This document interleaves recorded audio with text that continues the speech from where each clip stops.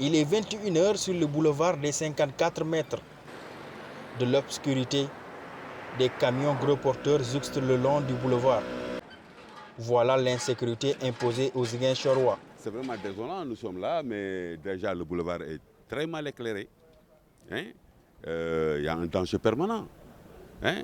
À tous les points de vue, pour les véhicules, pour les enfants et tout. Hein? Voilà, ça on l'a toujours déploré. Voilà, c'est vraiment dommage et c'est désolant.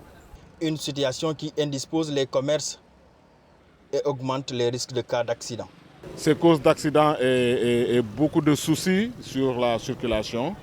Parce que non seulement la route n'est pas éclairée, mais les camions constituent un danger et on ne les aperçoit pas. Par exemple, pour les virages, il y a certains stationnements que tu ne peux pas voir de l'autre côté. Et c'est dangereux et ça crée beaucoup d'accidents. Parmi les conducteurs de ces camions, Pape Nying. Il vient de Bambey. Depuis 4 jours, il occupe le boulevard. Même si le danger Demba Diao est un taximan, certes conscient du danger, mais renvoie la responsabilité aux autorités locales. Def ndànk jéem a moytu rek su fekkee ne mairie bi mën na ci beneen moyen boo xam ne bii ba sécurité gën a am loolu moom mooy li ñu gënal wax dëgg yàlla. voilà bu ñu leen mën a amal gaaras nga xam ne ku ciy gaar rek nga mën a dem sa gaaras nga dem gaare foofu waaw loolu mooy li nga xam ne moo gën a am ak sécurité. L'État du Sénégal, par le biais de la mairie de Ziguinchor, est interpellé par les riverains du boulevard. Sur la 54, je pense que c'est l'État qui doit sévir parce que c'est une route nationale. Bon, peut-être que la mairie a des prérogatives par rapport à cette situation, mais je pense que la mairie devrait chercher un endroit où les parquer, un parking spécialement réservé pour les camions et les gros porteurs, peut-être même un peu en dehors de la ville. Une solution urgente doit être trouvée par les autorités, soit municipales, soit étatiques, pour régler ce problème. Selon certains propriétaires de ces camions, il aurait versé une somme à la municipalité pour se stationner sur cette route nationale en réhabilitation.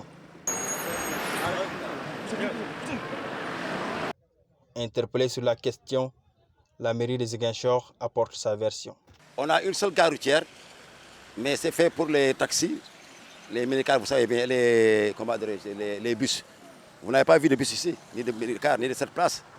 Bon, le monsieur le maire a cherché à leur donner une gare routière, spécialement pour eux. On n'en a pas, franchement. Parce que Ziguinchor est limité, il n'y a plus de place. C'est un peu désolant, oui, c'est un peu désolant. Parce que ces camions sont stationnés partout dans la ville. Certes, nous n'avons pas un parking gros porteur.